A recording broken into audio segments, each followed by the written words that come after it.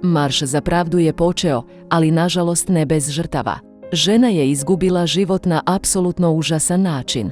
Deseci ljudi objavili su poruke na internetu kako bi izrazili sućut tragičnom gubitku. Ostanite s nama kako biste saznali više o ovom šokantnom slučaju. Prije samo nekoliko dana, predsjednik velike pakistanske stranke, Imran Khan, započeo je dugo očekivani marš za Islamabad. Smješten na vrhu kontejnera, održao je neumoljivi podmukao govor, izravno ciljajući glavnog šefa špijunaže zemlje, kao i druge obavještajce. Nažalost, njegov kontejner donio je ne samo nadu, već i tragediju. Novinar Kanala 5 poginuo je tijekom nedjeljnog mimohoda u blizini Sadhoka. Prema drugom novinaru koji je bio gore, Sadaf Naim se poskliznuo dok je pokušavao ući u kontejner i smrskao ga je predsjednikovo vozilo.